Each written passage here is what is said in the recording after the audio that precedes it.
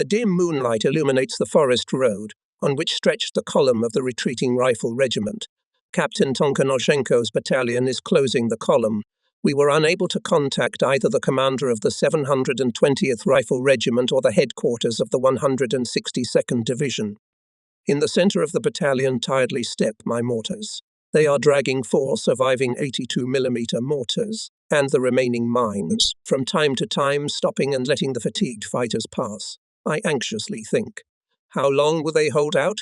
The third day on their feet, without sleep and rest. By dawn we had marched about 15 kilometers. Apparently, the enemy slept through the withdrawal of the Soviet troops, the previous day so stubbornly defended. And at noon to the head of the column drove up dusty Emka.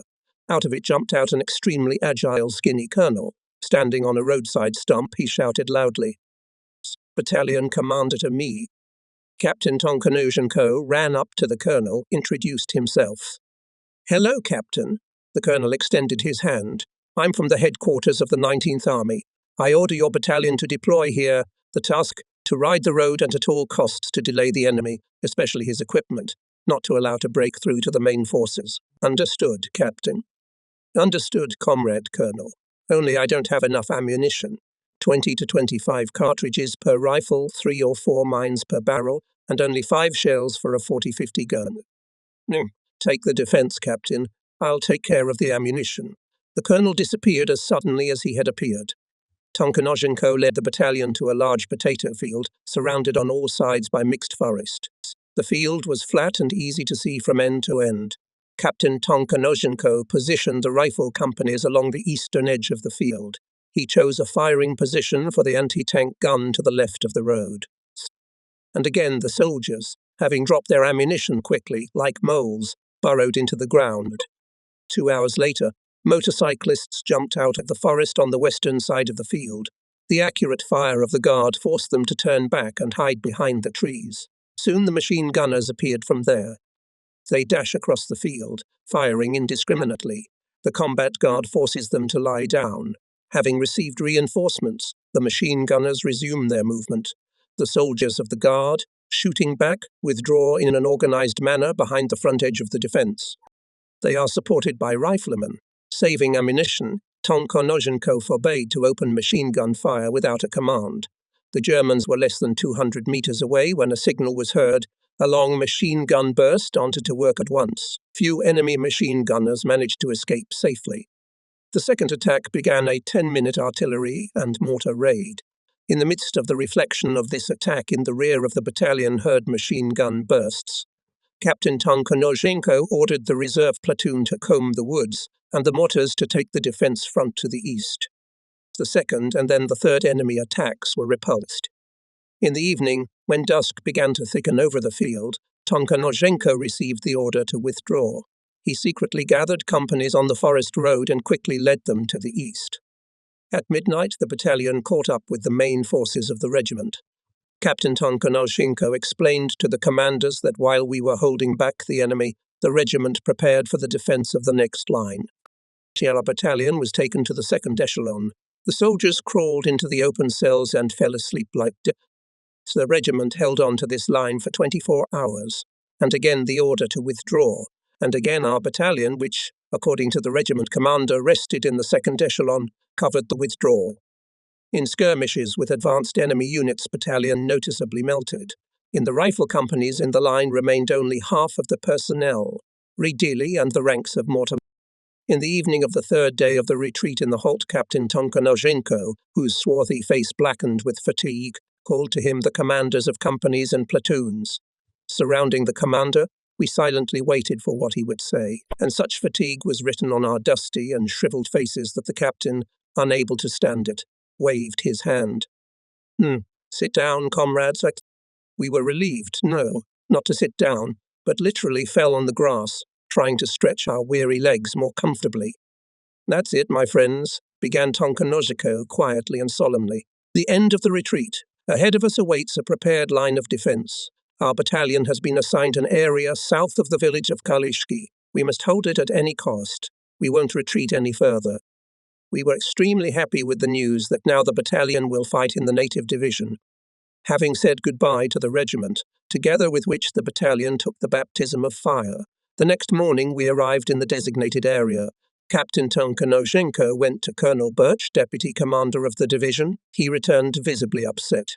It turns out that in the area of the village of Kolishki, concentrated separate units of our division lagged on the way to the front from the main forces. Where is the commander and the main forces of the division? Colonel Birch did not know. Our battalion was given a 1.5-kilometre area of defence on the left flank. Shortly before noon, the companies took the specified areas. Indeed, the sappers and locals did an excellent job. In terms of engineering, firing positions looked flawless. And for people, and for mortars, and for ammunition, there were reliable shelters. Petty Officer Okremenko, having examined the sturdy dugouts, admiringly said, "What a great place. The flies eat them. I would live in them forever." The mortar men's faces brightened up. "Hope, Flower will stop the fascist. And then we'll chase him back." I wanted to believe in it so much. While the petty officer and squad leaders were getting ammunition and putting their weapons in order, the men were resting, perhaps for the first time in 3 days. My platoon commanders and I tried to use the daylight hours to study the terrain and prepare data for firing. After midnight, a firefight suddenly broke out at the front line. It soon became clear that the German reconnaissance ran into our guard. The rest of the night passed quietly, except for the flashes of flares. Now and then the firefight, the rumble of tank engines in the distance. Everything testified to the increased activity of fascist intelligence and the approach of large forces. I went around the location of the company. I look at the faces of sleeping soldiers and commanders, how much they still have to endure, and it is not known who will be able to step over tomorrow. Back to the NP, I catch Okremenko there. The petty officer delivered thermoses with hot soup. In anticipation of a hot fight, I do not allow to interrupt the rest of fighters. "Dinner will be lost. The flies will eat it," Okremenko exclaimed with annoyance, pulling his moustache. "It's all right. I calmed him down. You'll feed him in the morning." In the dugout, Stogov thoughtfully spread out his overcoat on a pile of fresh grass. I suddenly felt so weak that I could hardly reach it and, falling down, fell into a black abyss. I was awakened by a sudden artillery raid. Jumping out of the dugout, I saw machine gunners running to our front line. Having hit the minefield, many fell down, but others ran in their footsteps. From our trenches, not a single shot could be heard. Sadisry crept into my heart. The soldiers and commanders hid from the shelling and do not see the advancing fascists. I rushed to the nearest firing position. I came across the calculation of Senior Sergeant Polivoda. The senior sergeant is working at the site. "Mr. Fantony, Polivoda, fire on the enemy infantry." "Yes, fire." Tenovoda waves to the loader. He quickly drops a prepared mine into the barrel, and it flies with a hiss towards the front line. Behind it another of the scenes of mines warned the rifle companies of the danger. They opened rifle and machine gun fire, and at that moment a barrage of fire fell on the position of the mortar company. The continuous whistling of shrapnel made us sprawl at the bottom of the trenches. The shelling ceased as suddenly as it had begun. Spitting dust and sand, I looked at my watch. Only 15 minutes had passed, but they seemed an eternity to me. Not a soul could be seen on the vast field stretching in front of the battalion's defence area. The attack has been repulsed. How many Nazi corpses were left lying on the field, it is difficult to count. The experience of the previous battle suggests that this is not yet a real attack. The fascists apparently probe our defence, so they attack not too assertive. Now we should expect a more powerful fire preparation, but for now it is quiet, not a single shot from either side. Taking advantage of the respite, caring Okremenko brings out thermoses of soup. I was in the first platoon when there, bending under the weight of a thermos, appeared a puny Stepushkin. He brushed off drops of sweat from his freckled face with his hand, and, pulling back the lid, called, "Come, boys, with the kettles." The mortar men, sweltering in the July heat, wandered over to the thermos. Stepushkin quickly poured hot millet soup with a large wooden spoon, which he had apparently brought from home. "Eat to your heart's content." And Lieutenant Voronov, having taken from Stepushkin the kettle filled with soup, turned to me with a smile. "We'll empty Fitdarmroti, sit down. We'll empty this kettle together. If the fascists don't interfere, got us." "Yes." I pulled out a metal spoon wrapped in a handkerchief from behind my shin, sat down near the box with mines, on which the cauldron stood. hurriedly scooping soup with the spoon. I involuntarily thought, indeed the fascists at any moment can resume the hurricane shelling, and we will not be able to eat. No bread was brought. Liquid millet soup burned my mouth. Trying to cool it down, I blow on my spoon, looking at the Red Army soldiers around me. They eat reluctantly, as if by necessity. Their faces are pensive. What thoughts occupy them now? Are they thinking about the upcoming battle, which for each of us may be the last? Thinking of loved ones who may never be seen again? The husky, mocking voice of Vasil Siroshtin drowned out the clatter of spoons against the woks. Red Army soldier Selivonenko, how many times must I tell you? Don't sniff your nose when you bring your spoon to your mouth. You lose your appetite. What can I do, Comrade Sergeant, when my mother and father gave me such a wet nose? Karp Selivonenko responds to the joking remark of his favorite sergeant. Vin immediately salivates as soon as he smells food. Noticing instructor Petrenko, Selivonenko curves his funny thin nose hobbit over his upper lip. Wine gets especially wet when it smells gorilla nearby. Your nose must have smelled something in Petrenko's bag. You smile, Soroshtan. What are you hiding there, Sidor, from the Orthodox people? Military secret, Comrade Sergeant. Meshenko grins. The mortars listen with interest to the humorous conversation started by Soroshtan. Their faces brightened, smiles played on their lips, spoons clattered more vividly against the woks. Coming up to me, Petrenko reporter. My delighted septonrity. During the shelling, Shlevko was wounded. Is it dangerous? No, a shrapnel scratched him. I bandaged him up. He refuses to go to the battalion infirmary. Let him stay. I authorize it. Just make sure the wound doesn't fester. Shoving a spoon behind my shin, I go to the second platoon. And behind me, I hear Sereshtan's voice again, interrupted by loud laughter. What a good boy, I think. At the heart of the cat scrabble, but knows how to overpower himself and, in a difficult moment, to encourage his comrades. The cloudless morning sky, as if a kite soars ominous frame, and as if a cold breeze ran down my back, we silently follow the scout because we already know that its appearance does not bode well. Now we must wait for the imminent visit of Bob. But what is it? Ram suddenly quickly turned 180 degrees and headed west. It turns out that this clumsy-looking two-tailed machine has a magnificent speed, and in the sunlight glittered the wings of the curly red-starred hawks. They rushed after the fascist plane. No, come on, shouting around as if the pilots could hear them. I felt myself whispering involuntarily. Come on, brothers, catch up. I wanted so much that the Rama did not report to its headquarters the information it had gathered. The day passes unexpectedly quietly. Even the appearance of the Rama had no consequences. The Germans, having been repulsed and convinced of the strength of the defense, pull up the forces and make careful preparations. On the edge of the forest flashes sun bunnies from enemy optical devices. The enemy is studying our positions. A hard fight is to come. We stock up on ammunition and mines. Grenades were not allocated to us. However, the experience gained in previous battles suggests that anything can happen. Okremenko, who could quickly make friends, asked for some grenades in a neighboring battalion, the commander of the supply platoon of which turned out to be his fellow countryman. We made several bundles of them. We still feared tanks most of all. We had not forgotten how they irradiated our trenches, burying alive the soldiers who were hiding in them. Nikolai Fedorovich, I asked the petty officer, scout where we can get at least some gasoline. We'll find out, Comrade Lieutenant. I must confess, I didn't hope for success. But I was wrong. After lunch, the petty officer with a shining face appears in the round, wide trench, where we and the platoon commanders are discussing the results of the shooting. Comrade Lieutenant, your order has been carried out. Okremenko takes the smoking cigarette butt from the hands of the surprised Lieutenant Voronov, carefully tamped it into the ground, then opens the lid of the thermos, and the purest gasoline vapors hit my nostrils. Gasoline, the flies are eating it, loudly announces the petty officer. Where from?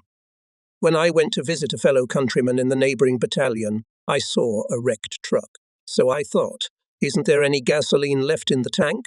I took the boys, and the flies ate a little gasoline. Well, Nikolai Fedorovich, you've done us a great favor. Now we have to get some bottles. We'll get bottles, Comrade Comrade, and vials. The flies eat them. Already in the dark, Okrymenko brought from the nearest village 3 full sacks. There was nothing, ordinary half-litres, and rectangular pre-revolutionary corks and quarters, and even some medical utensils. The petty officer had not forgotten about hemp. There was something to make wicks out of. Until the middle of the night we mastered our incendiary weapon. When the work was finished, I ordered Okrymenko to distribute 12.5 bottles to the platoon commanders, and the rest to carefully stack them in bags and follow me, having laid out our weapon in front of the captain. I showed it in action. The nearest stone, which served as a target, immediately turned into a blazing fire. The reserved Tonkanozhenko could not refrain from "Well done, Lieutenant. Wonderful. And where did you get the gasoline from?" Having heard the explanation, the captain said solemnly, "No, Comrade Okrymenko, I declare you a commendation for your ingenuity. Well done." Satisfied, Okrymenko proudly twirls his wheat moustache. At night, the fascist reconnaissance tried unsuccessfully to get a tongue. The sun had not yet risen from behind the horizon, and we were already in anxious expectation. To our surprise, the morning was unusually quiet. Even the gunfire had ceased, only again hovered over the position's frame. The loader from the 1st platoon, a young lad appointed instead of the wounded Afanasy Sidorenko, grabbed a rifle and, having arranged it on the berm of the trench, shoots at the plane, carefully aiming. Hearing the shots, Polivoda, the commander of the calculation, comes up to him. Usually calm, he angrily snatches the rifle from the hands of the young fighter. "What are you, your stupid head, wasting bullets?" The guy obviously does not understand why he is scolded by the commoners. After all, he bravely entered the battle with the enemy plane. Angrily frowning, he grumbles angrily. Why is he flying around? "It is not your concern." Clapper, the senior sergeant, softens. "Anti-aircraft gunners and pilots will get the German, but a rifle can't take him at such an altitude. You take care of your ammunition, it will come in handy when the German comes at you." The time is nearing noon. Okrymenko, having reported that he would go to get lunch, disappears. The sun is blazing and the soldiers are looking for salvation, who in the shade of the trench, who under the trees. As thunder in the clear sky, a gun's salvo is heard. A direct hit in the dugout blew up the ceiling logs into the air. I could see nothing further. A heavy mine exploded with a paralyzing howl behind the observation post. The second one fell almost at the same distance in front of the dugout, underflight. According to all the laws of artillery science, the next mine should hit the point where we had taken shelter. I shrink inwardly, but, to my great joy, the third and subsequent mines explode aside. I sighed with relief, realizing that the fire is controlled, apparently, the same newly minted mortarman as me. The ceaseless bursts shake the ground, shake the floor timbers, and rain sand on our heads. My orderly huddled in a corner. Koma Susik is covered with a trench coat, but he does not take the field telephone receiver from his ear. I'm worried about Stadiuk's absence. "Where is the junior political officer?" I shout to Stogov. He, not having heard the question, looks at me incomprehensibly. "Where is the junior political officer?" I repeat louder. Stogov straightens up and, putting his hand to his helmet, report. He went to get newspapers. They called from the battalion, said that brought the army for the honor of the motherland. If there is an opportunity to inform the soldiers of frontline news, there are no obstacles for him. I look out through the embrasure, trying to see something. A piece of shrapnel whistling above my ear makes me sit down. Soon a new sound comes through the crackle of bursts, an evenly increasing intermittent hum. Nazi bombers in the sky. Junkers diving, turned on the powerful sirens. We must admit that this wild howling is harder to bear than the whistle of falling bombs. The explosions of bombs, shells, and mines merged together. It seems that the eardrums cannot withstand. Shelving bombed, Junkers flew away. At once it became a little easier. Soon the artillery cannonade subsided. We need to look at the consequences of bombing and shelling and encourage people. I squeeze into the narrow gap of the dugout, which housed the mortars of Lieutenant Voronov. I was surprised to hear the sound of laughter. It is so unexpected. After the nightmare happening outside, the carefree laughter of people who've only recently undergone a baptism of fire. Entering the dugout, I step on someone's foot, and in response I hear such an elaborate profanity that I am numb for a second. "Who is it that speaks out?" The laughter is cut off instantly. and the master of artistic words, recognizing me, lurks. The silence is interrupted by Siroshna. The comrade lieutenant, it's Pavlo Stepushkin from the Pirelek. He thought that the German stepped on him. And again the dugout shakes with friendly laughter. Vasil, as Siroshtan was affectionately called by his minor friends, did not lose his sense of humor. Many wounded, Siroshtan. No, comrade lieutenant, no one has been scratched yet. The shelters are very good. In the sergeant's voice I hear joking notes. Only maybe you hurt Pavlo's leg, and now he won't be able to get away from the German. He'll stand or rather sit on the position to the death. And again his words cause a friendly explosion of laughter, but these explosions are pleasant to listen to. On my question about the state of the mortar, Siroshtan showed his hand in the corner. You'll see barrel and tripod here, and the plate at the position. It is not afraid of mines. Look, Sergeant E. I warned, leaving the dugout. Do not be late to open fire. Rest assured, comrade lieutenant, we won't miss. At the position of the 2nd platoon, a high explosive shell tore apart the dugout. Lieutenant Stepanov, in a helmet, pulled over the forehead, vigorously ordered. A group of soldiers quickly cleared the half-filled entrance. Noticing me, Stepanov wants to report what happened, but I wave my hand. Everything is clear. As soon as the entrance was cleared, the brisk platoon commander ducked into it. But apparently he ran into someone and backed away. From the dugout, on his knees, crawled out the commander of the calculation mission. Seeing the pandemonium of the Red Army, he shook his head and said something quietly. Nobody heard him. Gunner Fyodor Tolkanyuk and loader Fyodor Brashenko. I ordered to take them immediately to the surviving dugout. However, 3 more men remained under the rubble. Here appeared one of the rescuers. He is helping to climb out 2 soldiers. By their tall stature and narrow shoulders, I recognize in one of them mine carrier Vasily Shlevko. He was literally dug out of a pile of crumbling earth. Fortunately, Vasily's face was on the surface, so he did not suffocate. T-3rd could not be pulled eye. He died under the collapsed logs. Sneaking along the course of the message, I come across the injured mortar men. They diligently shake off the ground from their uniforms, wipe their greying faces with handkerchiefs. Seeing Brashenko, I remember that today we thought to consider at the company meeting his application for admission to the party.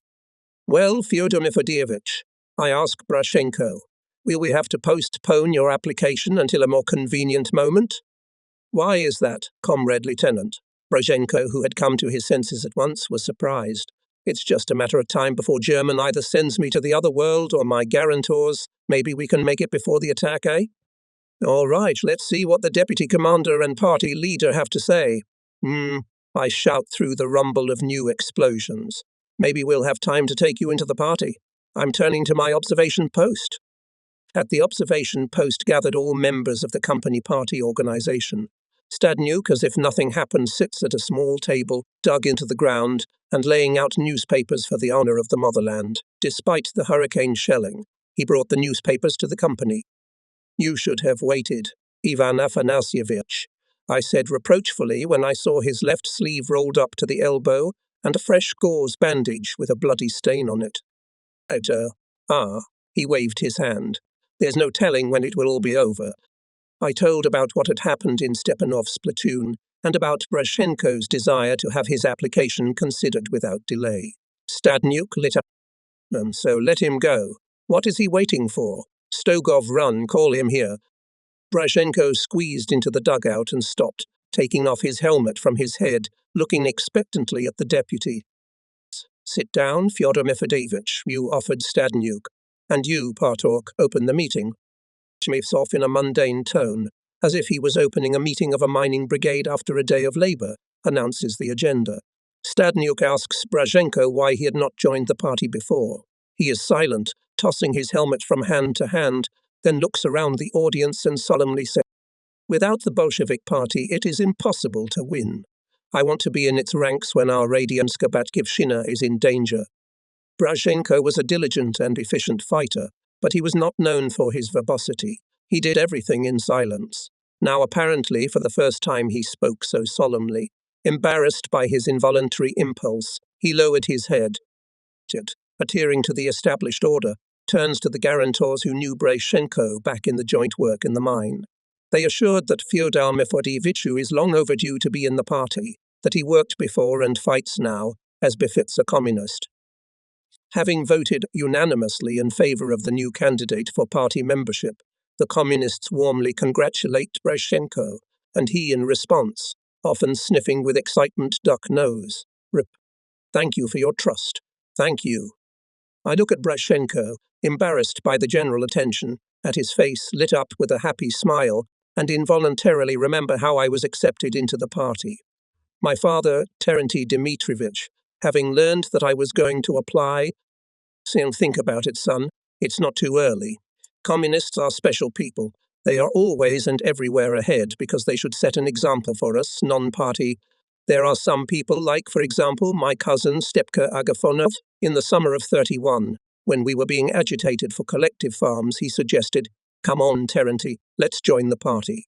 They say that all the non-partisans are going to be Kula-sized, and their property will be given to the party members, so you and I will make a profit. I, of course, scolded him in our native Siberian way. However, I considered myself unsuitable for the party, because I was committed to private property. I loved horses to the point of passion. And I drank a little. When you join the party, you have to think what kind of communist you'll be, whether you'll be able to lead the people. That's it, son. Weigh everything before you apply. And if your guts are not thin in this case, step into the party, I bless you." I thought about my father's words, hesitated. I knew that I still had many shortcomings. I shared my doubts with the old communist Philip Minovich Shukov, who gave me a recommendation. "It's good, boy, that you realize your shortcomings. But that's what the term of candidacy is for. Eliminate them, and you'll have the right to be called a communist. And if you do not have an unswerving conviction in the greatness of our party's goals, no willpower to fight for communism, then do not clog its ranks. Those who waver have no place among the communists."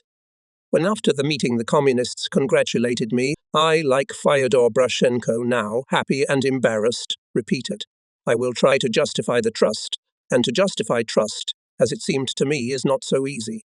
I believed that I could prove my devotion to the ideas of communism only by fighting the enemy. This conviction led me to the decision to serve the motherland with a weapon in my hands. And now I have undergone a baptism of fire, and in my soul anxiety. Do I justify the trust placed in me? Can I consider myself a communist with a pure heart? I feel fear in battle, a huge effort of will to force myself to go forward. When around whistling bullets and shrapnel, the sight of tanks gives rise to the desire to hide in some hole. Am I a coward? From this thought a sharp sense of shame seizes me, and I look around embarrassed. Do not guess my combat friends. What shameful doubts torment my soul. After the meeting, unable to bear it, I took Stadnyuk aside and, blushing, "Ivan Afanasievich, don't you get scared when we are bombed, when shrapnel and bullets whistle around us, when fascist tanks attack?" "Scared," sincerely admitted Stadnyuk and suddenly smiled. "And who is not scared? Nobody wants to die." I considered Ivan Afanasievich a brave man. I was convinced of that, watching him in battle. More than an hour fascist artillery and mortars plough our defence. The artillery cannonade lulls, then again intensifies. Shells and mines do not let us stick our heads out of the shelter. And in the air continues a fierce battle. Starplanes through the dense cover of fascist fighters manage to break through to the bombers and force them to drop bombs wherever they can. One of the downed Nazi bombers crashed in front of the front edge of our defences and scattered wire fences. We were watching the air battle with bated breath when the trenches rang. Me, tanks. The squat steel boxes seem toy-like from afar. They're approaching our front line. The infantrymen are hiding behind them. Orienting myself by the point shot on the ground, I give the command to open fire on the infantry. Shots are not frequent, but the mines are surprisingly accurate. I am pleased to note that the commanders of the squads are using mines more sparingly. Several mines burst in the chain of attackers. Here the tanks crawl into the minefield and 2 of them freeze with torn tracks. The rest turn. So ends the first attack. Soon shells and mines plough the ground again. Fire raid lasts 20 minutes. Again there are hits in the dugouts. Again we dig out half-filled soldiers. The passages of communication in many places collapsed. The death of mortarmen painfully resonates in the heart. Shells and mines continue to plough the positions of the battalion. The incessant whistling of shrapnel forces everyone to sprawl at the bottom of the trenches. But new anxious cries of tanks lift me off the ground. and, forgetting about the bullets and shrapnel that continue to whistle through the air, I stare intently ahead. This time the tanks, under cover of hurricane mortar and artillery fire, lined up in 2 columns and pulled into the corridors made by the tanks during the previous attack, anxiously looking toward the firing positions of battalion guns. They were hidden in clouds of dust and smoke, raised by the bursts of enemy shells and mines. It seemed that the iron would melt in this fiery whirlwind, and suddenly my heart beat joyfully. From the firing positions of the battalion guns came the piercing shots characteristic of the 40-pounders. One after another 4 tanks burst into flames. The remaining 5 still managed to slip into the positions of rifle companies. Fortunately, our artillery put such a dense fire screen in front of the Nazi infantry that it could not break through after the tanks. My mortars also did their best. They got so carried away that they used up all the mines. However, I did not reproach the platoon commanders for such waste, for the goal had been achieved. The fascist infantry had retreated, and the tanks that had broken through to the positions of the rifle companies were burning. I was glad to see that the bottles of flammable liquid that Colonel Birch had sent to the battalion and petty officer, Okremenko's vials filled with gasoline, helped our infantrymen. Simming twilight and acrid smoke, hanging in the hot July air, made it extremely difficult to observe the battlefield. It became even more alarming. It seemed that the surviving fascist tanks were about to jump out of the dark veil and start to irrigate our positions. My fears were not justified. When it got dark, there was a lull. Only on the left flank of the battalion continued machine gun duel. Omniscient Okremenko, having delivered the next batch of mines, with undisguised anxiety reported that a junction of the battalion with the neighbouring rifle regiment, the fascists managed to cut into our defence for 800 metres. At the command and observation post of Captain Tonkanozhenko arrived Colonel Birch and the commander of the neighbouring regiment. What they talked about with the commander, Okremenko did not hear, but saw how from the rear to the left flank of our battalion came fresh companies. Having reported this, Okremenko concluded with a mysterious look. Now something at night will be, because not for nothing there appeared Comrade Colonel himself. Maybe our turn will come, Comrade Comrade. What do you... I shrugged my shoulders. Suddenly Stadnyuk, who had appeared next to me, made a grim joke. Well, Mr. Germans went to dinner, and there and go to bed. We can take a break. The words of the junior political officer were not far from the truth. German punctuality in the first weeks manifested itself in the war. At 5 o'clock, breakfast, at 12 o'clock, lunch, and at about 21 o'clock, dinner. Therefore, with the onset of darkness, it became, as a rule, relatively quiet. In the mortar company, 31 men survived. 9 of them, lightly wounded, Okremenko. In the ear, Comrade Lieutenant, angrily reported he do not want. Eat them flies, go to the sandboat. Take us, they say, to the commander. What's going on, Comrade Lieutenant? Among the stubborn I see Saroshtan. Both his hands are bandaged. He looks exhausted. I go, Vasily Andreevich, you should get better. Then you'll fight more. Permission to stay, Comrade Lieutenant. Saroshtan is trying to look brave. Here is a talcum powder on my neck and on my arms, so they're scratched. Noticing my hesitation, Saroshtan frowned. So here's no one to fire in the formation. Steklov was killed. Stepushkin is wounded. So everyone counts, and we should count for the dead. I look at the soldiers with rapt attention and suddenly feel the traitorous moisture fogs my eyes. I allowed some of them to stay in the ranks and categorically ordered Stepushkin to go to the infirmary. Petrenko reported that his leg was swollen. The wound festered. Stepushkin silently puts his hand to his cap and tries to turn around, but from the pain he can barely stay on his feet. I manage to support him. Yet better and come back. We'll fight together again, Stepushkin responds with a firm handshake. At the 3rd hour of the night, on the left flank of the battalion, a fierce firefight broke out. Machine guns and automatic rifles were continuously firing. Rockets were flying into the air. The fascists opened a hurricane artillery and mortar fire. Only at dawn it began to subside. Without waiting for the call, I ran to the commander to clarify the situation. Captain Tonkanozhenko met me with a mocking smile. Well, mortarman, overslept. And here we gave the fascists a light. From Tonkanozhenko's explanations, I understood that the night counterattack of the neighbouring regiment and the left flank company of our battalion had knocked out the fascists. This time punctuality failed the Germans. The night counterattack caught them asleep. I returned to the company in high spirits. The lesson taught to the fascists strengthened faith in our strength. That's why we took the enemy's artillery preparation that started at 8 o'clock calmly. A rifle company has confidently repelled the attack of fascist infantry. Mortars helped them with accurate fire. At 10 o'clock, suddenly called Tonka. He spoke, as usual, briefly, without raising his voice. Listen carefully. At the junction with the left neighbor, 30 fascist tanks accompanied by infantry broke through to our rear. Immediately organize a circular defense, not a step back. On the appearance of the enemy, immediately calling platoon commanders. I draw the current situation and give the appropriate orders. I leave only the gunner and the loader at the mortars. The rest are sent to the rifle chains. Ammunition and grenades were divided equally. We had hardly had time to take a circular defense as the fascists appeared from the east. Platoon commanders, carrying out my orders, let them up to 80, 100 meters, and only then commanded to open salvo fire.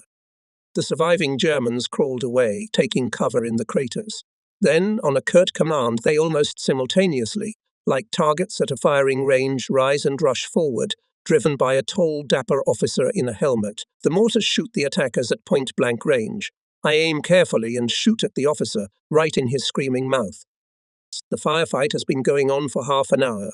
We must do something before the Nazis get help. I do not dare to counterattack for fear of heavy losses. Lieutenant Voronov proposes to go to the rear of the fascists and suddenly attack. I liked this idea. However, the whole company to perform the maneuver inconspicuously impossible. So we make an attempt to deceive the fascists. 5 of the most desperate fighters under the command of Voronov bypass the Nazis, crawling from funnel to funnel. When they were 40 to 50 meters behind the fascist chain, Voronov jumps up and, throwing a grenade, shouts, "Sie sind umlaufen. Werf die Gewehr."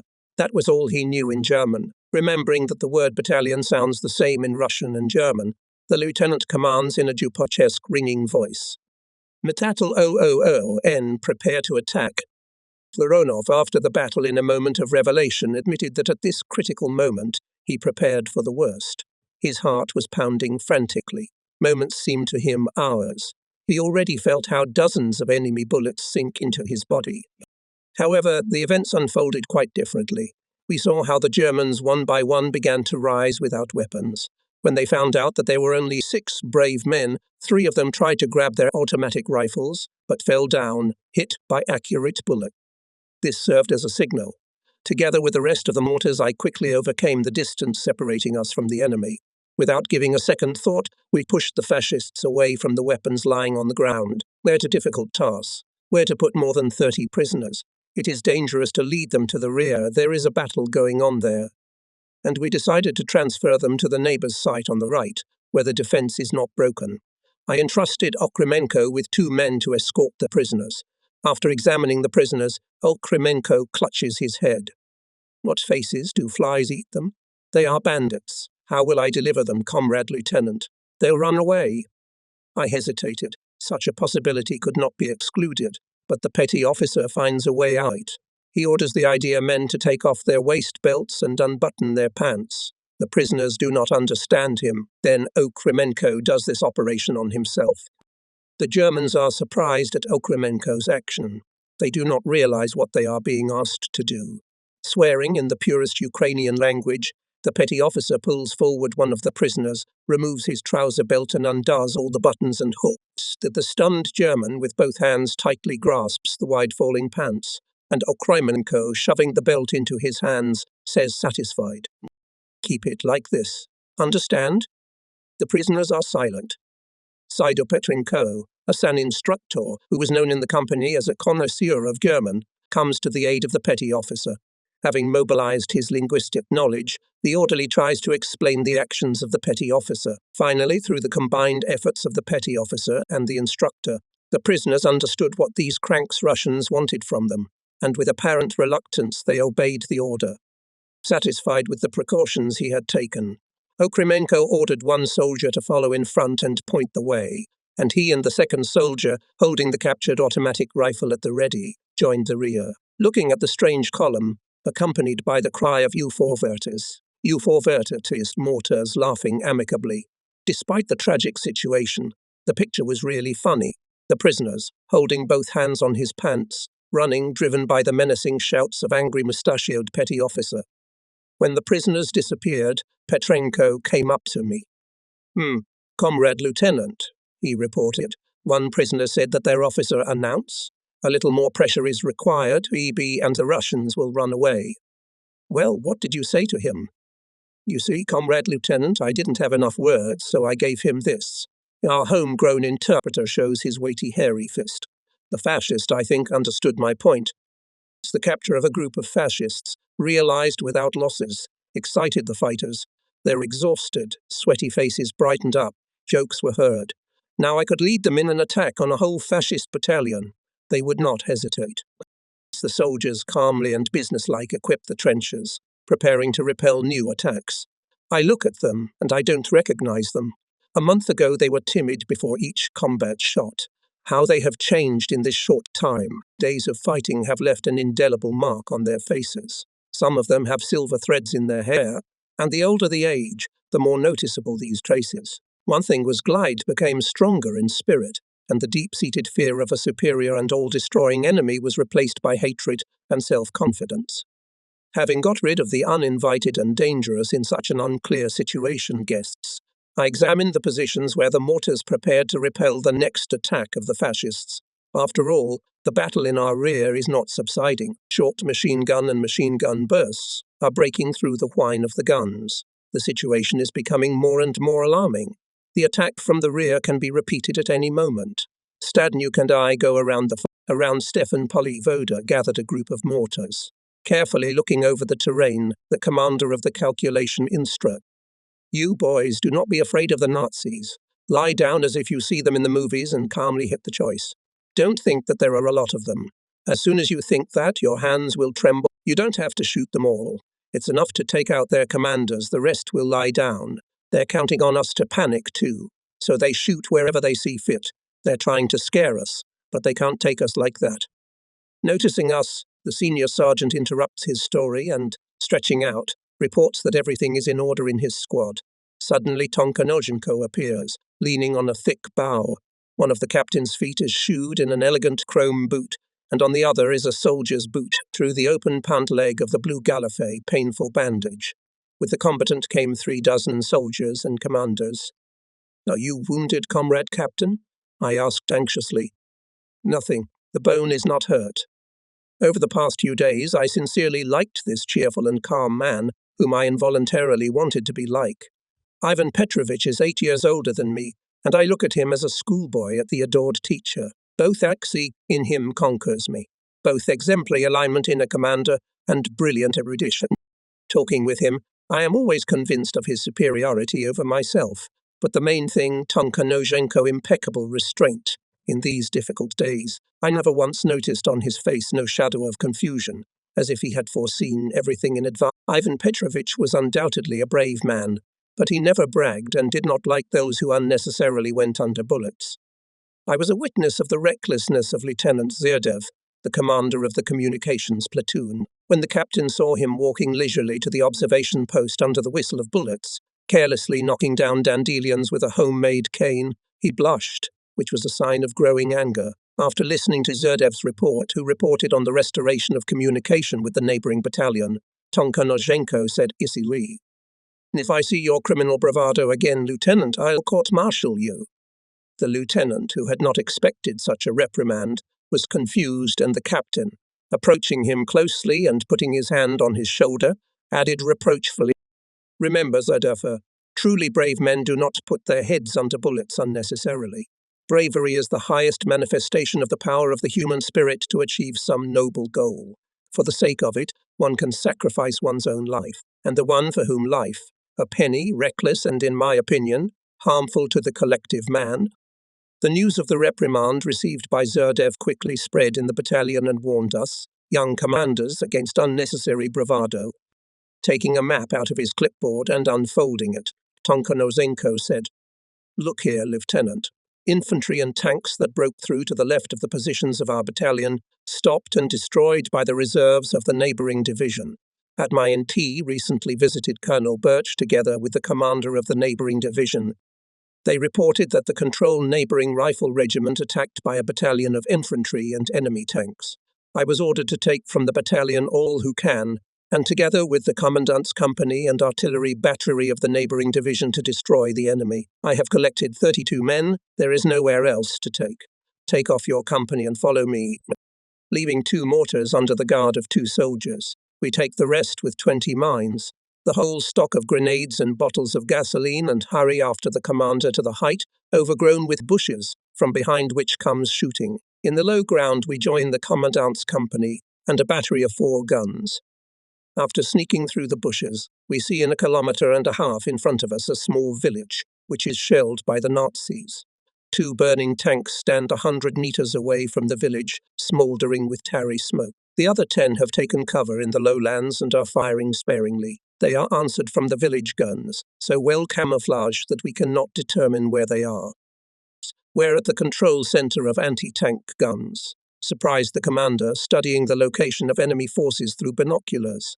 The division commander did not say that the surrounded have artillery.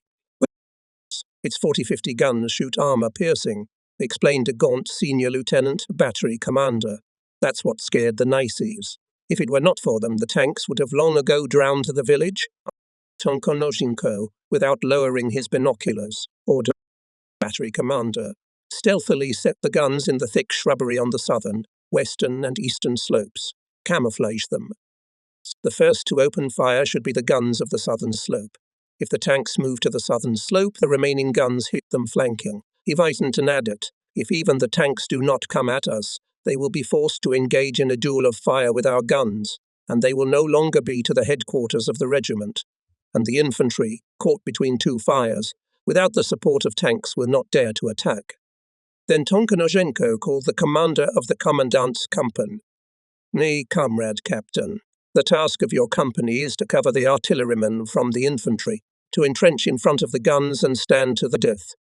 The company commander, chewing his lips and stroking his lopsided black mustache, said in a hoarse, smoky voice, "The company cannot entrench. It has no sapper spades. Apply to the terrain, be mean warriors." Then he ordered us to allocate 10 small sapper blades to the commandant's company and to secure ourselves. A tall, broad-shouldered and red-cheeked lieutenant on the right of the commandant's company, and me with the mortars on the left. The Nazis, apparently, have not yet discovered us.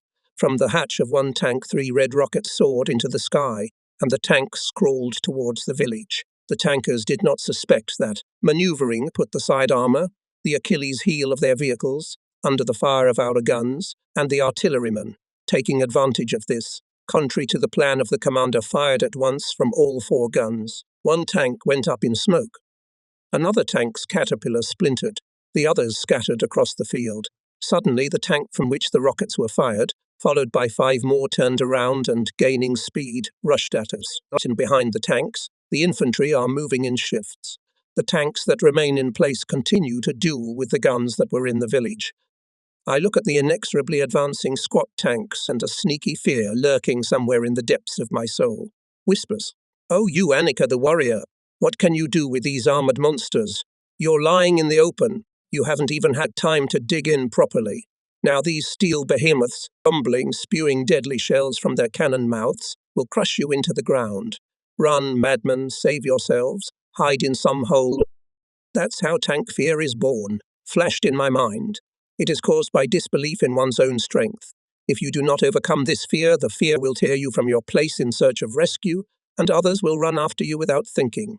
We must not allow panic to break out in our ranks. Young people who are running around in unconsciousness are a great target for machine guns. I looked anxiously at the positions of the commandant's company, which had not yet been fired upon. "Hold on, my darlings," I mentally pray to the lurking soldiers. "The devil is not as bad as it is made out to be. The waiting is unbearable. I want to do something immediately." Unexpectedly for myself, I break from my seat and lightning rush over to the mortars lying in front. I want to make sure that they are ready to meet the tanks, running headlong into the hillock, in front of which a machine gun line boiled up. I shout, trying to give my voice confidence. "Don't be timid, boys. The fascists, even behind the thick armor, are shaking from fear of us. See how carefully they are sneaking around. And we are not timid, we Gains Siroshtan. I have to hold Hadar Mefodivich's legs with both hands because he is like a tiger tearing at the tank. I persuade him, don't waste your strength in vain, Cum, bear it a little, and the beast will roll up to us by itself. Then you roast it. Noticing Fedor Brashenko's surprised look, Siroshtan jokingly clung to his huge Kirtzovi boots, shouting, pleading, don't be in a hurry, Kevdor Mefodevich, just be patient. The tank itself will come crawling. Under friendly laughter of comrades, Brashenko, with all seriousness, tries to tear his legs out of Siroshtan's hands.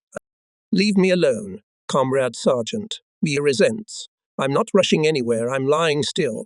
By God, Comrade Komrati, Brashenko crossed himself. That day, yay, Kachadar Mefodivish, shakes his head reproachfully, Siroshtan. How did you conceal from us when you joined the party that you had not yet freed yourself from the Pupish stupefaction? Yes, I am free, leave me alone. You son of a bitch. Brashenko got seriously angry. It's my habit. I returned to Stadnyuk, who met me with a reproachful look. Why are you, Alexander, running under bullets? Having listened to my story about the mood of the fighters, he remarked, when people are able to joke, you cannot worry about them. Meanwhile, the fascist tanks moved forward again cautiously, and again we concentrated all the fire on the infantry running over.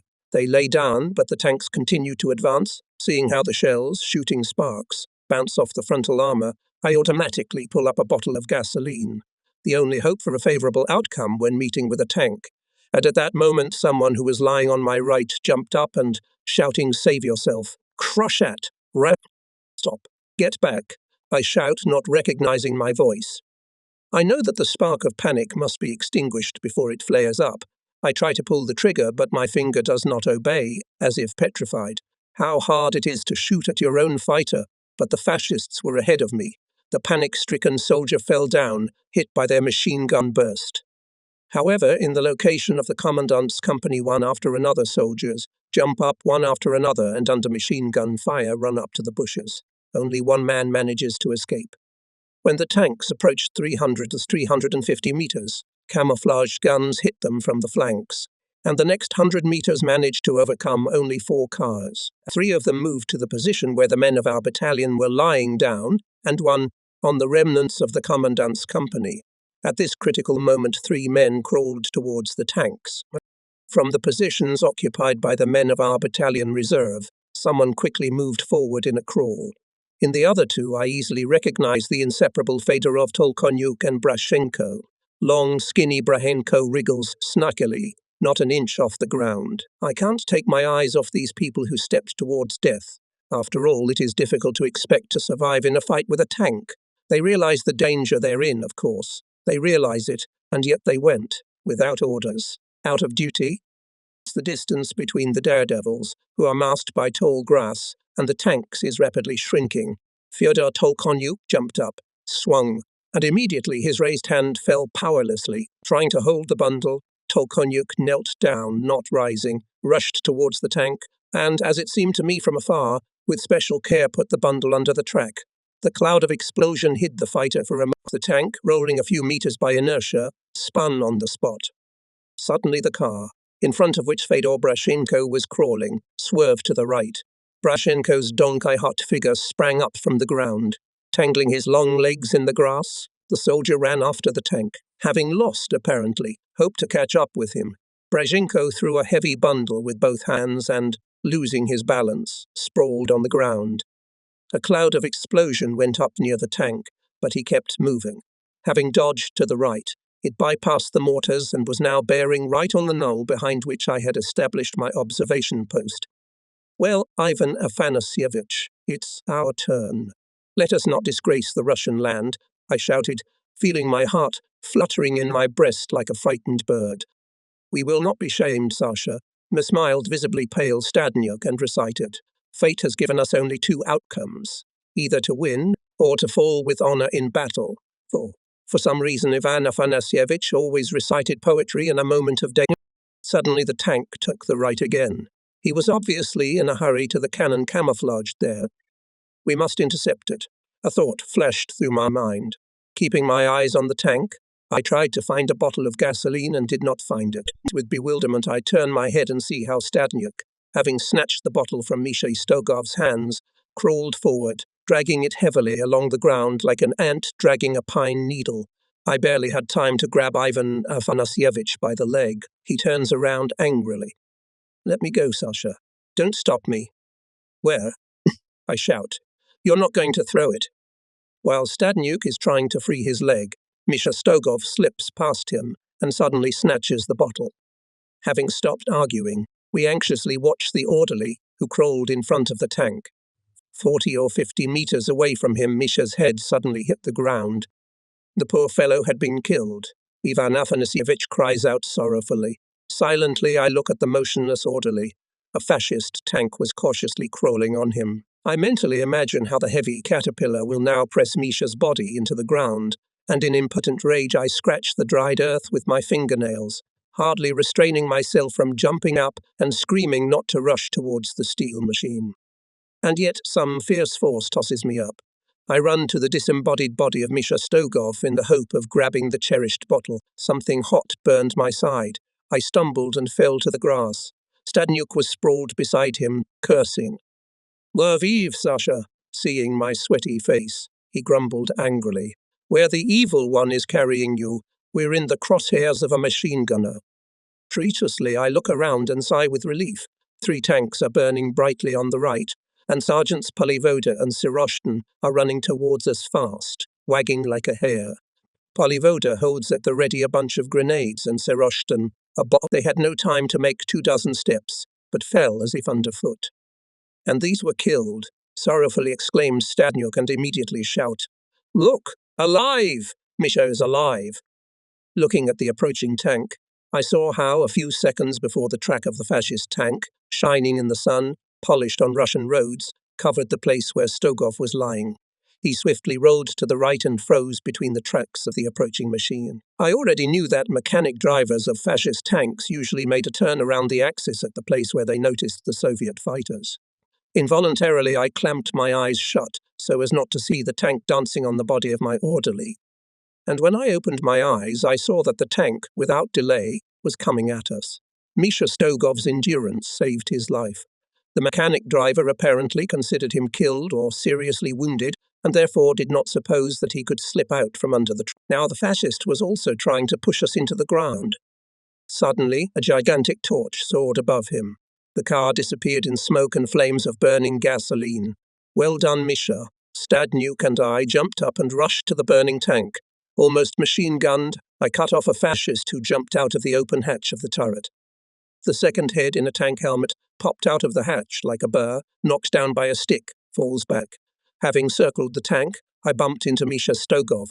He wrinkles from the pain caused by a huge scratch, visible through the torn on the back of his uniform and shirt. Apparently, he was caught by some sharp protrusion on the bottom of the tank.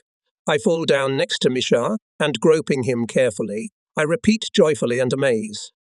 "Knife? Alive, Misha?"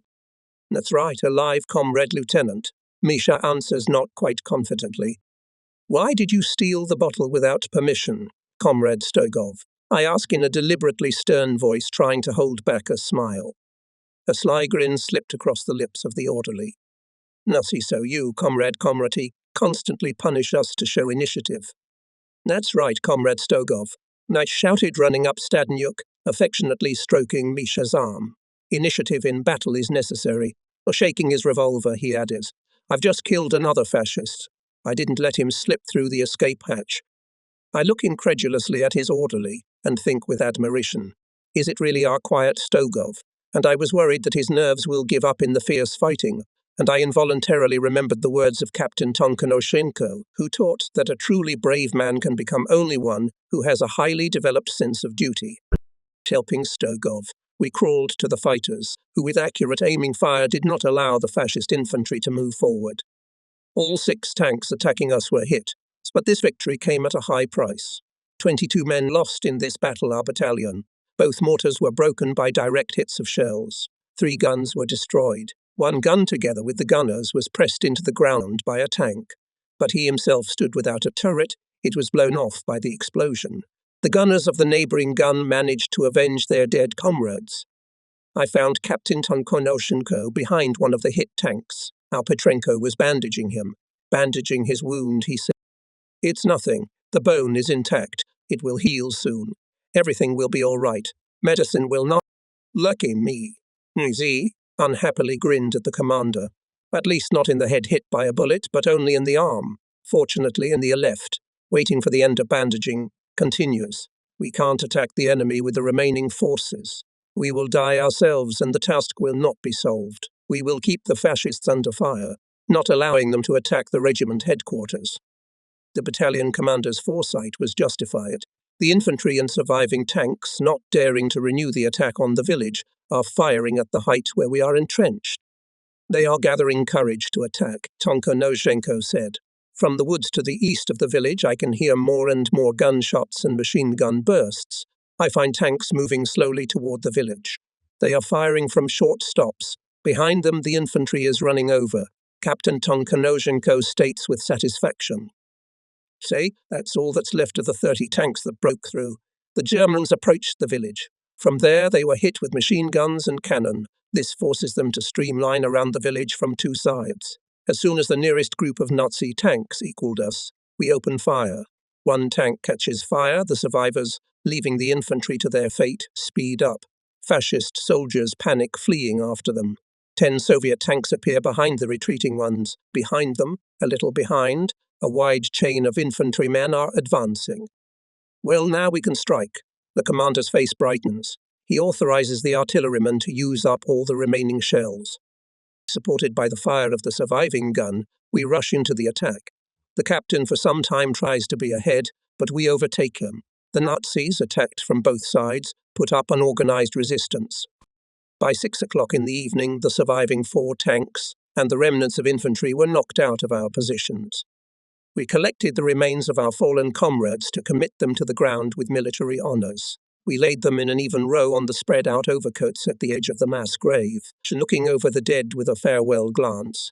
I look especially closely at the faces of Lieutenants Stepanov and Sergeants Mishin, Lunin, and Plitnyaj, and a disturbing thought squeezed my heart. How short is our battle path, brothers? After all, I could be at the edge of the grave today, too. Lieutenant Voronov lifted the skinny body of Stepanov, gently lowered it into the pit next to the other dead, covered his friend's face with a handkerchief and, taking off his helmet, whispered sorrowful, "Farewell, Pasha." It is a threefold battle salute sounds. Saying goodbye to comrades, we throw handfuls of loose earth. Many people have tears in their eyes. 17 mortars return to their firing positions. We are met by Sad Oremenko. Of the platoon commanders, survived only Voronov F. Even this hardened athlete looks exhausted, his handsome, swarthy face stooped, straight nose sharpened, and lively brown eyes fringed with dark circles. It is pitiful to look at my brave orderly. Apparently, the scratch on his back, eaten away by salty sweat, was making itself felt. The kindly petty officer helps him to take off his torn uniform and shirt. "What a snag, my friend," he gasps in surprise. "Such a wide black and Blakitne stripe on your back." Having learned that Stogov had been under a fascist tank, he remarks, "Thanked God, Mikhailo, you got off happily. How did you not get crushed by a caterpillar? Petrenko, where are you?" Okremenko sends Suzik to look for Petrenko, and himself takes out of his leather bag, which he never part with, thread and a needle, and begins diligently sewing up the hole in his uniform. Having finished the work, with strong, thick fingers, he checks the strength of the seam and carefully brushes off the salt that has seeped out of his uniform, jokingly say, "Wow, how much salt? Flies eat it. We can salt the soup for our whole company. And you, Nikolai Fedorovich, collect it from all gymnasirs and give it to the replenishment of the supply platoon." "Yes, Comrade E. Ohimenko jokingly stretches out. "May you collect it and hand it under. But it's better to load the cannon with salt and hit the naked fascist asses with it." As always, unhurriedly, the staid Petrenko enters. Seeing him, Okremenko points at Sto. "Marvel, Sidor, there's a thing on Mikhail's back. Lubricated with something. Maybe you have alcohol." The petty officer looks into the face of the instructor with a secret hope. "No alcohol," Petrenko replies brokenly, licking his chapped lips. "But iodine." An instructor carefully examines and feels Misha's back. "It's nothing bad, Stogov," he reassures. Now we'll disinfect the scratch with iodine and put a bandage on it to prevent infection. Having cleaned myself up, I decided to see the commander to ask him for bottles with flammable liquid and grenades, the stock of which was used up. At the battalion ammunition station, the petty officer was told that there were not enough of them in the rifle companies. Remembering the vicissitudes of today's battle, I'm not sure that the mortars again will not have to fight closely with the Nazis. Having learned that I was going to the commander, Petrenko asked me to get bandages and iodine. When I arrived at the commander's office, a battalion paramedic, an elderly man who, according to Petrenko, had worked as a village paramedic near Ryazan before his enlistment, was bustling about. He carefully removed the dried, dirty bandage and, treating the wound on his leg, shook his head reproachfully. "It is necessary for you, Comrade Combat, to lie down in the infirmary, or the wound will become inflamed and, God forbid, they will tear off your leg." "It's nothing, Stefan Mikhevich, it'll be all right." Major Tonoshenko calms the paramedic. "Try not to make it inflamed, treat it thoroughly." We will. Stefan Mikhevich takes out a small bottle from his bag. "Now we'll rub it with alcohol." "Alcohol." Tonkonoshenko revives. "So give it here. Why waste good for nothing? Treat the wound with iodine, and with alcohol we'll disinfect the mental wounds." But when he saw the tiny vial, he waved his hand in annoyance. "And you, Stefan Mikhevich, have not got enough alcohol. It is not only for mental wounds is not enough, but also for an ordinary scratch." Noticing me, the commander friendly shows me the bunks. "Sit down, Lieutenant, report what you have." Listening to my requests, Tonkonoshenko frown. "Where am I going to get you bottles and grenades? They are also in the rifle companies on a strict account. There are very few of them left at the battalion's ammunition station, and tomorrow the trouble will start again." "And if tomorrow you, Comrade Combat, will lead the mortars into the counterattack again, what will they go with? With mortars? What will they use to meet the tanks? Let them be crushed, like the guys from the Commandant's company today." "Calm down, Lieutenant, calm down." Tonkonoshenko wrinkles his nose at the pain the paramedic is causing him, tearing off the dried bandage from his arm. "The mortars fought well today, I don't mind." A light, sad grin suddenly touches his lips. "I guess we'll have to reorganize your company into a rifle company and keep it in reserve. By the way, how many mortars do you have left?" "Two." "What kind of mortar company is that?" "More like a rifle platoon with 2 mortars."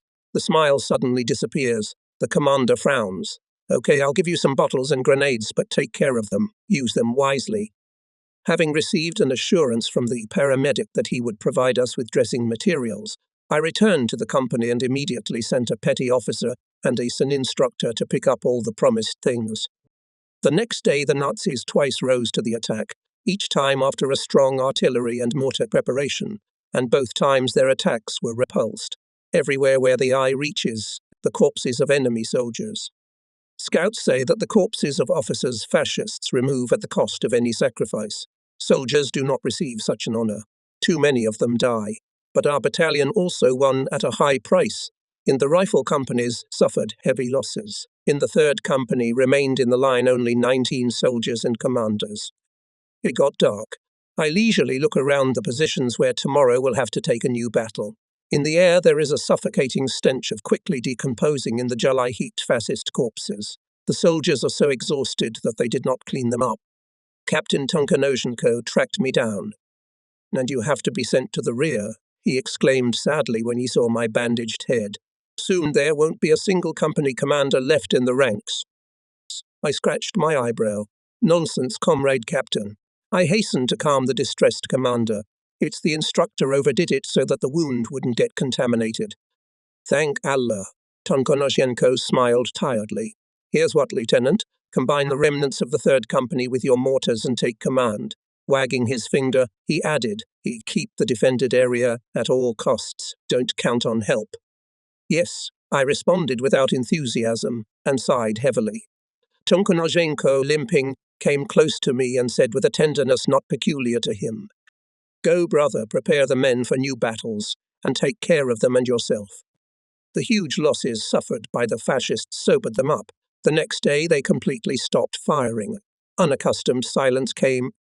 Oremenko, satisfied that the Germans do not prevent him from quietly handing out lunch, stroking his wheat moustache, good-naturedly shouts, Mm, come on, boys, Rubai, as you should. You can't get much on an empty stomach. Who wants more?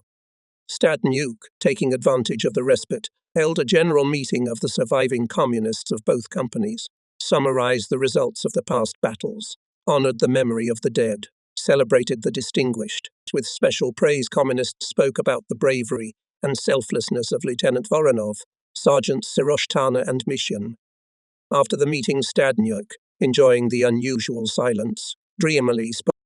Well, Komruti, it seems, stopped the fascist. Maybe he won't be able to advance any further. The reserves will come up, and will drive the uninvited guests back to their fatherland. Let's see what they say in our for the honor of the motherland. He selected a few unread issues of the newspaper and ordered Strogoff to distribute the rest among the platoons. Sitting down comfortably, the political officer carefully looks through one newspaper after another. Nukamroti, things seem to be really getting better, he exclaimed joyfully, shaking the newspaper. The governments of the USSR and Great Britain have concluded an agreement on joint actions in the war against Germany. To my remark that this agreement will not soon manifest itself, because it will take a long time for its implementation, and in the meantime we have to fight alone, Stadnyuk eagerly objected. Shell, let the agreement have only political significance, but for the morale of the fighters it is not insignificant. They will now know that the Soviet Union is not alone in the fight against fascism. This is what will have to be emphasized in conversations with the fighting. Reading the next issue of the newspaper, Stadnyuk explodes. What a bastard! What a vile, cruel beast has planned to conquer the world. Man perishes from peace. He flourishes only from war. If the Jews did not exist, they had to be invented. Only cruelty drives man to movement. Who can dispute my right to destroy millions of people of an inferior race who multiply like insects? Tearing myself away from the captured machine gun, I also pick up a newspaper. My attention was attracted by a note about the message of the German Inform Bureau that in the next few days the bulletins will not contain details about operations in the East. It means that things on the Soviet-German front are not going as the Nazis had hoped. When the newspapers were read, Stadnyuk suggested, "Trolls go and talk to the soldiers. After all, there is something to talk about. True, it is not quite clear what is the situation on our fronts, but in general the matter is clear. Everywhere the fights are going on as well as we have here, not for life, but for... We're splitting up into platoons. In Lieutenant Voronov's platoon, which now included all the survivors of the mortars, the soldiers huddled near Saroshtan. Noticing me, he interrupted his reading. I waved my hand. After reading an article about one of the battles near Vitebsk, Saroshtan squared his shoulders and recited a poem with a cheerful smile, as if he had just composed it himself. An empty drummer, arrogant and zealous. For a week he beat an empty drum. But only another week came and the drum was gone. But there'll be a third week for the fascists. Oh, woe to you, drummer Emilia. We've shown the damned Führer Emil where the crawfish are, angrily exclaimed Brashenko. And we'll show him again. The fascists will try the raw Russian Mother Earth with their flanks. Each of them will get 2 arshins. When I told about Hitler's delusions, the indignant mortars jumped up from their seats. Stadnyuk, who came running to the noise, having learned about the reason for the outrage, smiled satisfied. Well done, newspapermen. They have placed explosive material. Everyone should read this article thoughtfully and more than once. It was clear to us before who we are fighting against, and now we will fight even more viciously. We are returning to the command and observation post. Following us into the dugout are Petrenko and a fighter with gloves. Comrade Lieutenant, here is Comrade Mitin. Matenko pointed to his companion. Before the war, he was a teacher of German language in a secondary school. He collected a lot of documents and unsent letters from the killed fascists. We looked through and read something. Soldiers' books tell us which units are advancing against us, and letters tell us the mood of the personnel. Well, what did you find out? I asked Mitin. You see, Comrade Lieutenant, he began thoughtfully, adjusting his thin-rimmed glasses. Judging by the documents, an infantry division is advancing in our direction, and its considerable forces have broken through in this area. In letters home, soldiers and officers report on the places through which they passed. They express joy that Germany will soon receive a very large amount of food. They complain about the stubborn resistance of the Russians, but promise their loved ones a speedy victory. Gradually becoming agitated, Mitin snatches from a large stack of letters and with growing anger reads excerpts from them.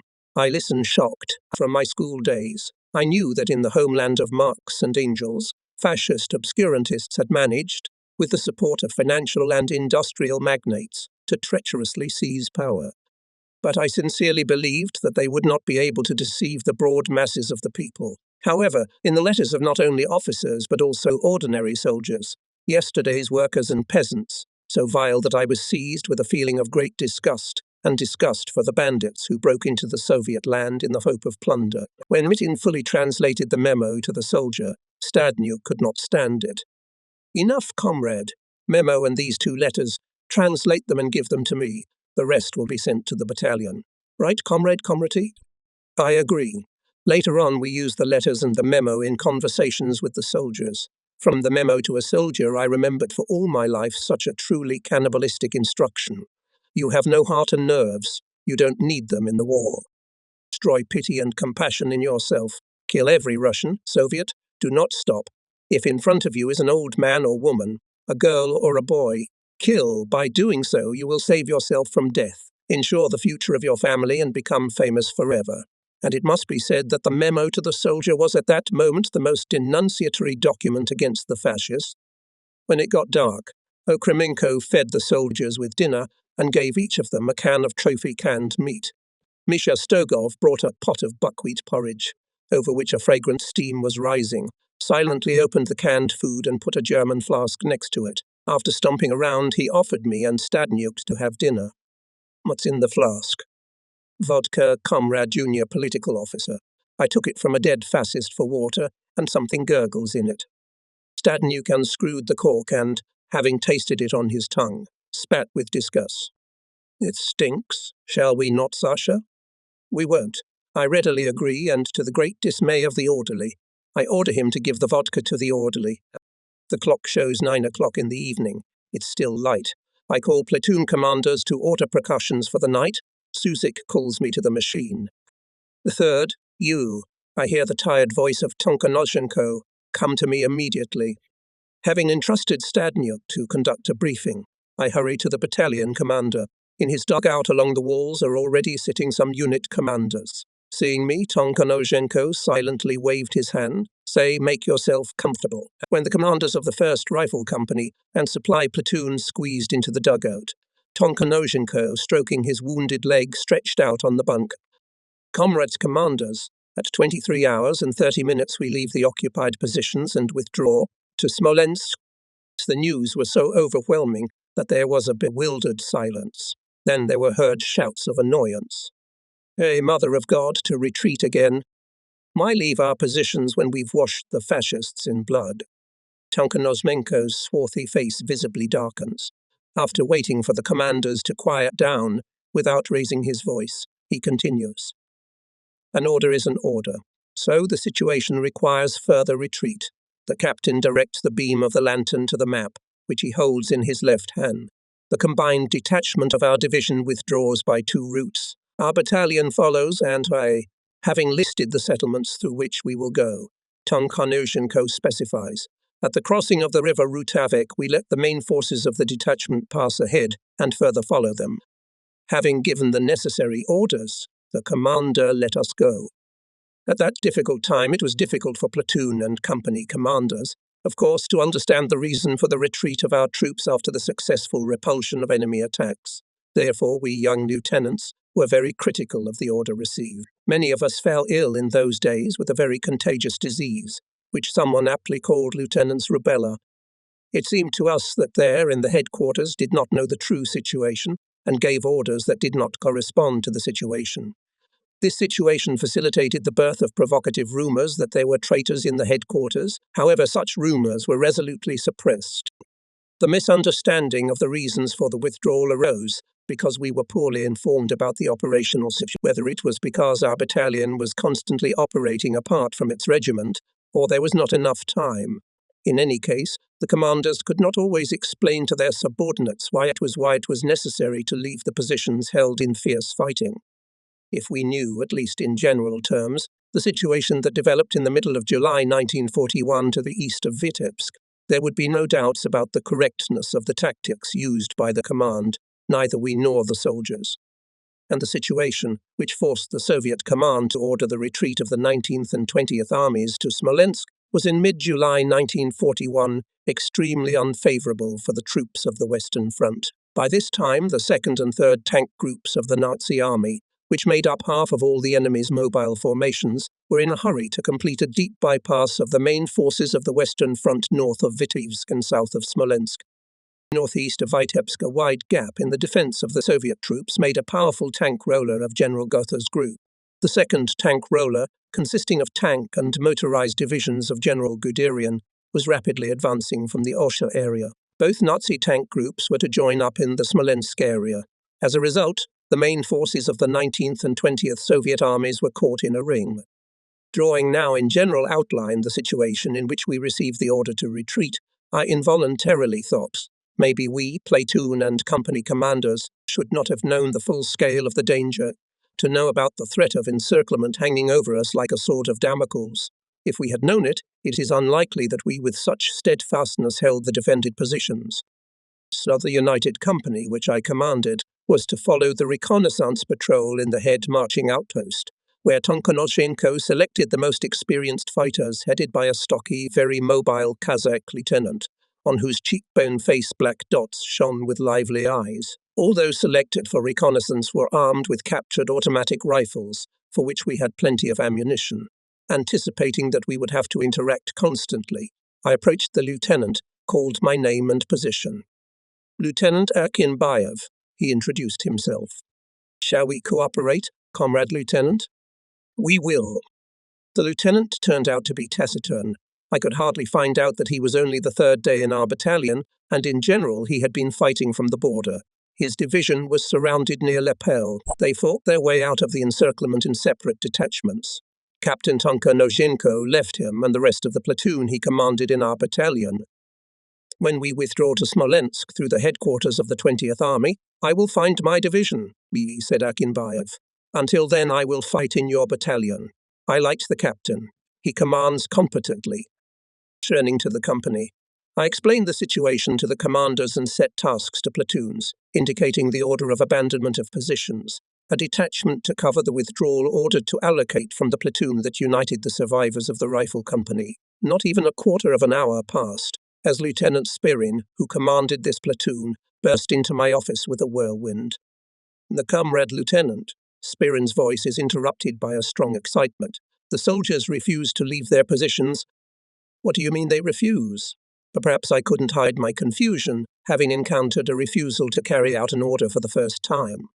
We didn't bury more than half of the company on this earth to give it to the Germans voluntarily. You talk to them yourself and understand their mood, suggested the lieutenant and waved his hand with annoyance. We run to the platoon. It is already dark. At the bunker we hear excited voices.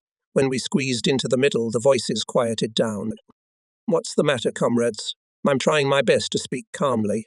I was told that you refused to carry out the order. Soldiers, in a strong excitement, trying to answer, interrupting each other. Quiet, comrades. Don't forget that we can be overheard by the enemy. Someone explain.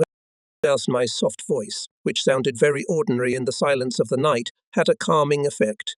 The sergeant standing next to me, shrugging his mighty shoulders, calmly explained. Nerves, comrade lieutenant, all nerves. We pour blood on every line, we beat the face of a fascist, and then we run. Yesterday, to hold this position, we lost more than half of the company. And now, when the beaten German has calmed down, we voluntarily abandon it. So there's a rumor that there are traitors in the headquarters. Why leave a good position for the enemy? Again the soldiers murmured. Don't let the fascists go any further. I'm listening without interrupting. Such a manifestation of discontent subordinates for some reason does not cause anger. With such soldiers can fight. I think about the stroppy fighters with unexpected tenderness, trying in the darkness to see their faces. Nakyeschisten, comrades. I began quietly and kindly. An order is an order. It must be obeyed unconditionally. Do you have any reason not to trust our command? No, of course not, replied the sergeant loudly. We do, though we do not understand why we are retreating. Well then, I concluded, let us end our conversation here. In a more favorable environment, I will try to explain why we are forced to retreat. And now, I order Spirin, lead lieutenant, your platoon to the assembly area. Lieutenant Spirin, after waiting until the soldiers took the duffel bags and dismantled ammunition, silently waved his hand and moved along the message. Lowering their heads, moving their feet heavily, the soldiers followed the command. Having written down on a sheet of notepaper the names of the villages through which we will pass, and the area of the camping area where the squad remaining in position should join us, I give the last instructions to the commander of this squad. The battalion scouts rode eastward from the assembly area on unsaddled peasant horses. Half an hour later, having received a final farewell from Tonkanozhenko, I and my company, we are marching along the forest road, keeping the direction to the village of Novoselki. From time to time checking the map and compass, we move eastward without any adventures.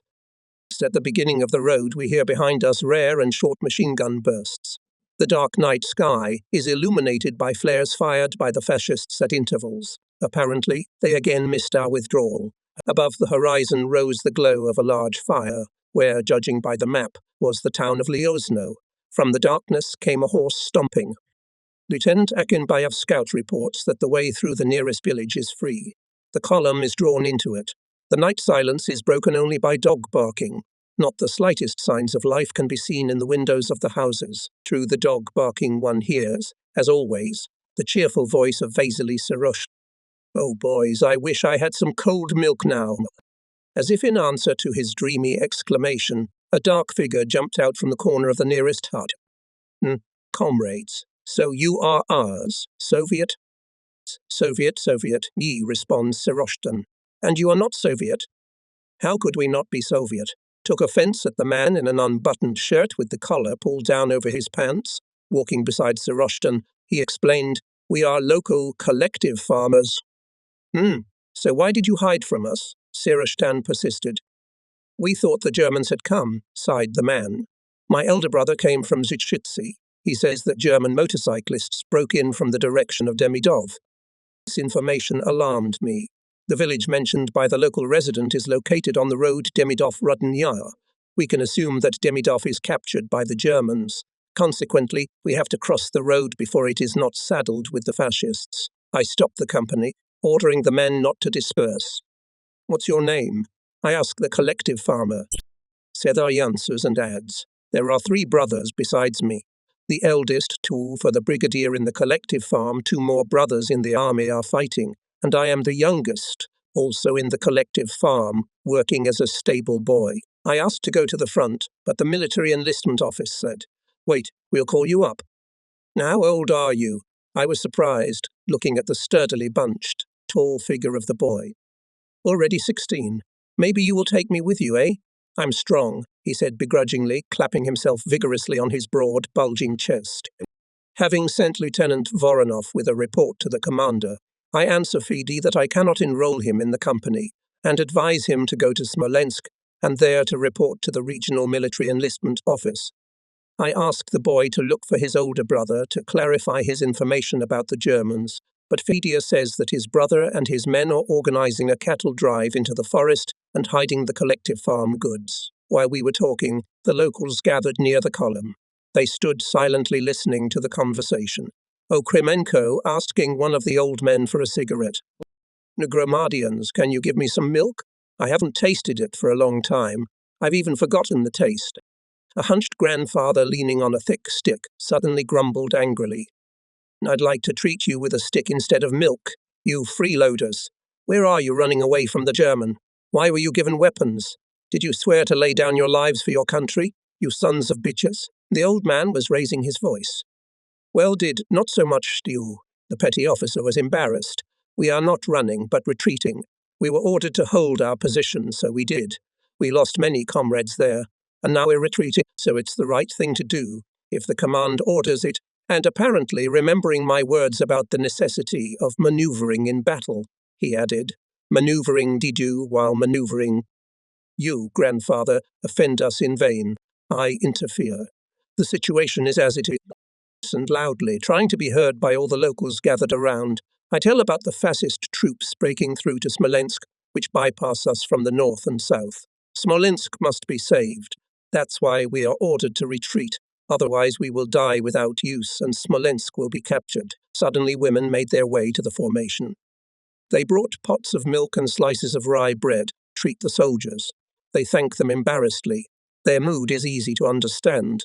They, like me, were ashamed that without a fight we leave women, old men and children at the mercy of the enemy.